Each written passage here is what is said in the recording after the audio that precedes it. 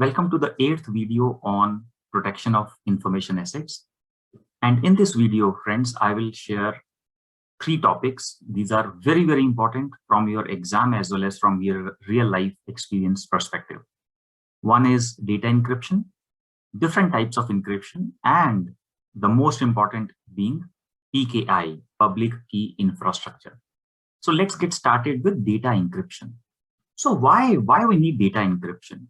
See, this is something as a concept which goes into thousands and thousands of years into the past, when the kings, they had to send a secret message to their well-wishers, to other kings, to their spies, and so on. And those messages, they had to be sent through their agents, who used to travel over horse or camel or other modes of transport. And there was always a risk of the enemies interpreting the message on the way. So they always, the kings, they always used to find different ways of encrypting the message in such a manner that even if someone catches their agent on the way and snatches the message, they are not able to make head and tail out of that message. So this concept of encryption goes back into those age. And as people started decrypting the messages, newer ways were explored to keep encrypting in using more and more tougher methods. And this approach kept on evolving as the years, decades, and centuries passed by. So this is something which is not a new concept. The only thing is now we are using computers and the amazing power of computers to encrypt the messages. Okay. So encryption generally is used to protect data in transit over network from unauthorized interception and manipulation. Yeah? So this is broadly what the concept is. And guys, in encryption, there are 3 things involved. One is, what is the algorithm which you are using? Are you using alphabets? Are you using alphanumeric? Are you using only numbers? Or there is something else which you are using? So whatever is that base which you are using to encrypt the message, that base is called encryption algorithm. Yeah. And there are many algorithms which are used these days. One example is AES, Advanced Encryption Standard. Another is DES, Data Encryption Standard. Then RC4, RC5, RC6, and there are many more which are used. Every algorithm has some unique features, some unique qualities, which makes them better than the other one or the previous ones. Okay, so that is about the algorithm. And what is the key? See, the key is let's take this example on the right hand side of your screen. Suppose we are using ABCD as our algorithm. Okay, now if I want to type England, okay, so it starts with E, but I don't want to use plain English because I want to encrypt the message. So if I replace E with B, as you can see in the lower portion of the picture, so every alphabet, I am replacing it by an alphabet which is 3 levels before. So E will get replaced with D, B will get replaced with A, and so on. So that way, each and every alphabet which I will be using in my message, it will get replaced. So what is the key I'm using here? The key is whichever is the alphabet in the message, you add 3 into it to decrypt the message. Why I'm adding now? Because when the encryption was done, E was replaced with the alphabet -3. So now if I have to decrypt, I have to reverse it, which is the alphabet which is now in my message, which is B here, B for Bombay, and I will add 3, so which will make it E. Okay, so in this example, this is called the encryption key. Now, what is encryption length? See, in this example, you would have realized that it may take some time, few minutes, maybe few hours for someone to guess the key which I have used. And with the computers coming in, this description of this particular example, it may not even take few minutes, right? Because of the amazing computing power these days. And hence the key length, the number of combinations which are used, that key length is becoming bigger and bigger. Just for an example, if you see at the bottom left, I put in an example that 128-bit key, if we use versus a 40-bit key, the quality of encryption, it gets increased, it gets stronger by 3 multiplied by 10 to the power 26, roughly approximate.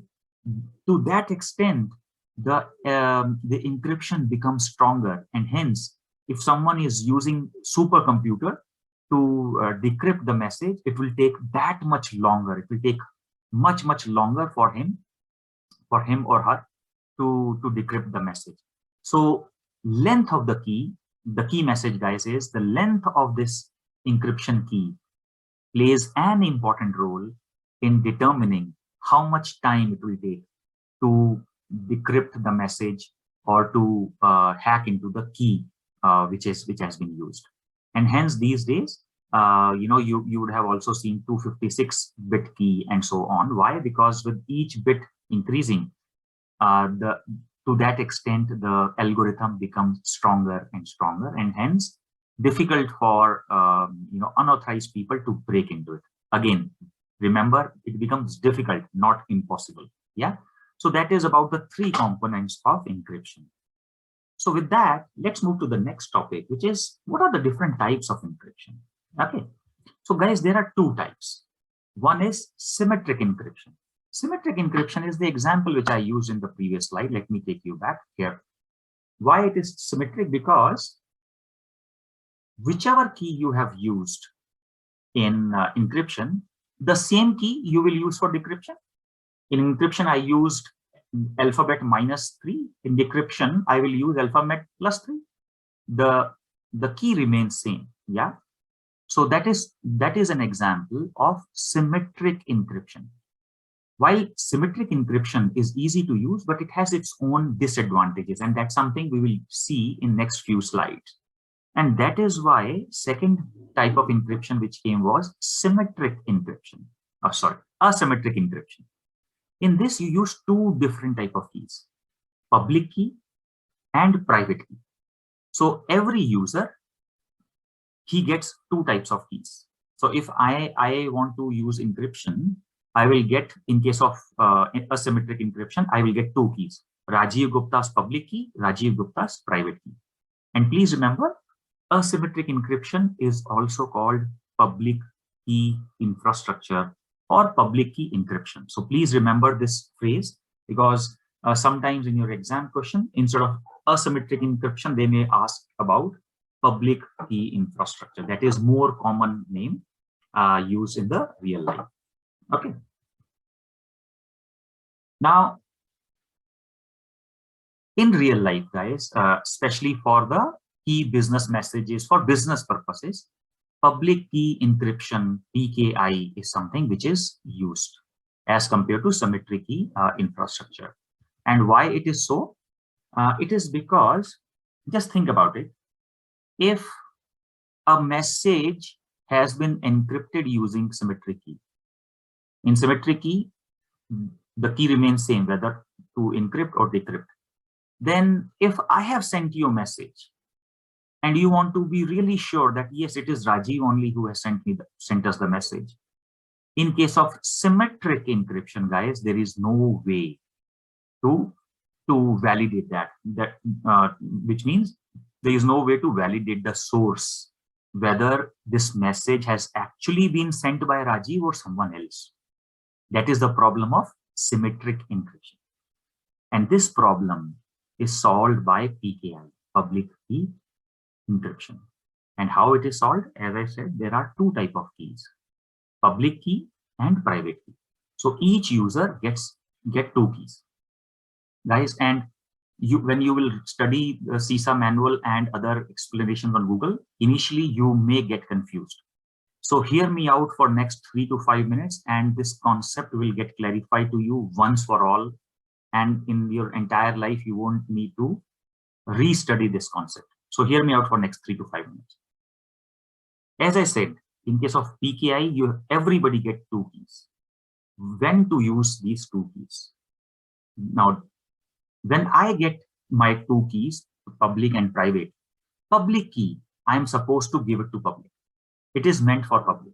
So public will get to know that this is Rajiv Gupta's public key. But private key is a private key, so I have to keep it to myself. I don't need to share with anyone.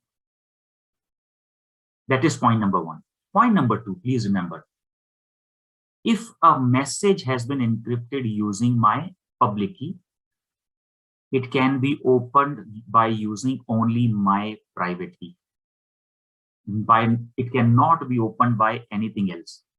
Also note, it cannot be opened even by using my public key.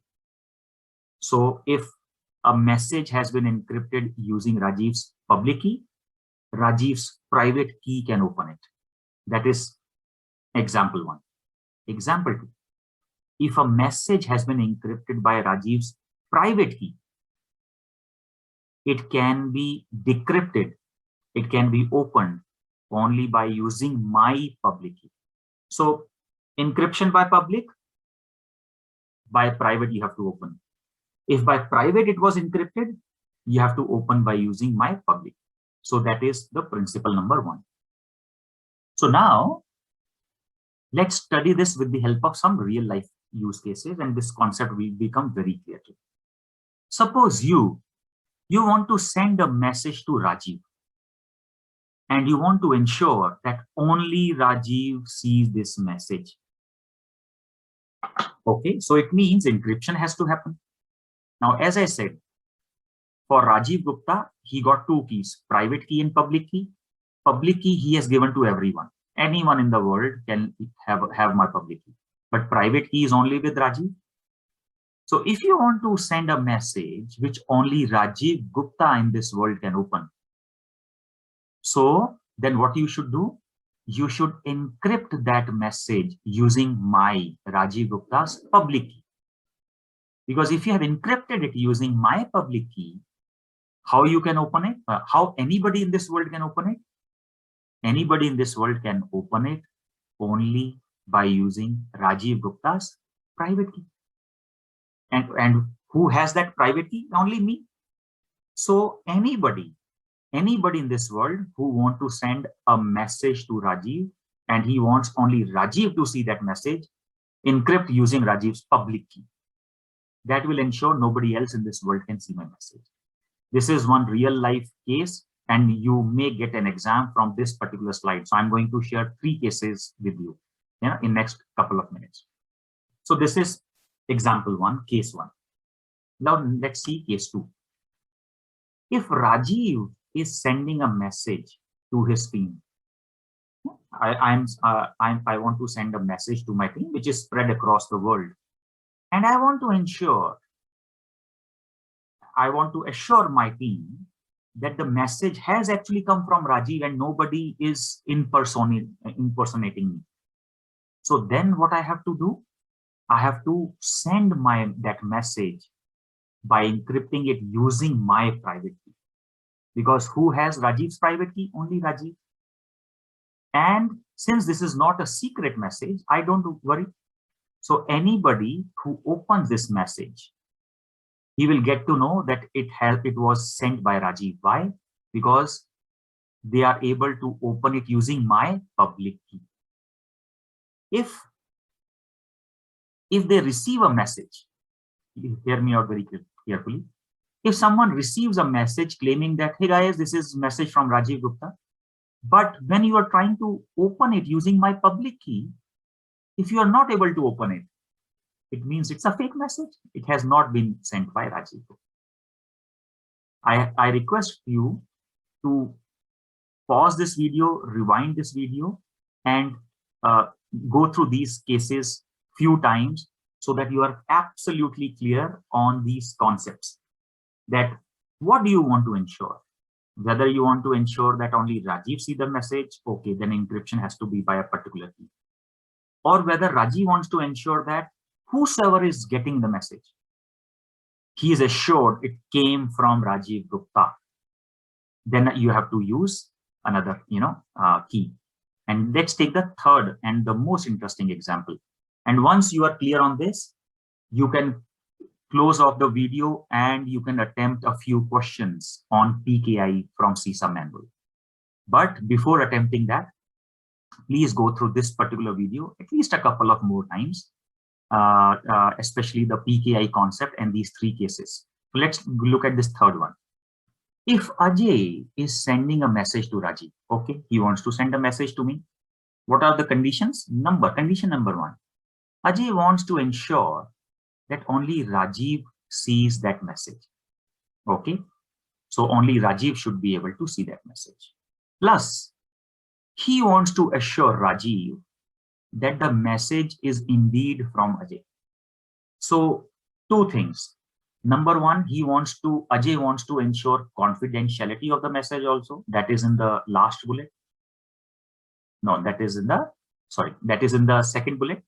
He wants to ensure confidentiality so that only Rajiv sees it. And he also wants to give assurance to Rajiv that the message actually came from Ajay. So it is about the authentication also, that the message is authentic. So there are two things here, confidentiality and authentication. So what he has to do, since he has two requirements here, in the previous cases, guys, there was only one requirement. So we did one encryption in both the cases. Let me take you back. Yeah, while the key we had used were different. But here in third example, we have two requirements on the same message. Requirement one is of confidentiality. Requirement two is of authentication. So what here will do, here Ajay has to apply two encryptions on the same message. He has to encrypt the message two times. Just like, when we are sending a delicate item as a gift to our friend. So what we do two wrapping.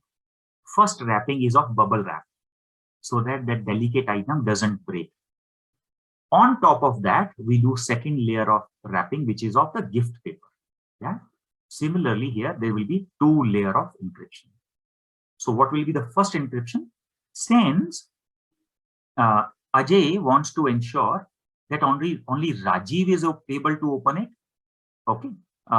So firstly, Ajay wants to ensure that only that Rajiv gets assurance that Ajay has sent the message. So what he will do, Ajay will encrypt this message using his private key. Whose private key? Ajay's private key. And if I am able to decrypt, open it using Ajay's public key, then I will get first assurance, which is, yes, the message is genuinely from Ajay. Okay. Now, Ajay also wanted to ensure that only Rajiv can see this message. So still I will not be able to see the message because Ajay has done two levels of encryption. The second level of encryption he will do with Rajiv's public key, which is available with everyone. But remember, if you have closed a message using my public key, Rajiv's public key cannot open it because you have encrypted using public key. So now you have to use private key, and Rajiv's private key is with whom? Only with Rajiv. So if he does second level encryption using my public key, it is only Rajiv Gupta who will be able to open it. So now what will happen? Once I have decrypted the first one using Ajay's public key, I will get to know that yes, okay, this was encrypted using Ajay's private key, and hence this message is coming from Ajay. So first tick mark done. Second tick mark is I will use my private key. I will use my private key now to decrypt the second encryption. Why? Because Ajay would have used my public key to encrypt it. Okay. So this is the combination which will be used to provide two assurances, guys. Assurance 1 is of confidentiality of the message. Assurance 2, which is of the authentication of the message. Since there are two assurance, there are two level of encryption which is used here. Okay, so please revisit this video a couple of times for sure, and this will make your concept crystal clear. And then you can try a few case studies from your CISA manual as well. So these are the few concepts I wanted to cover in this video. Guys, if you have any question, any query, please write in the comment section below, and one of us will come back to you as soon as possible. Thank you so much, and see you in the next one.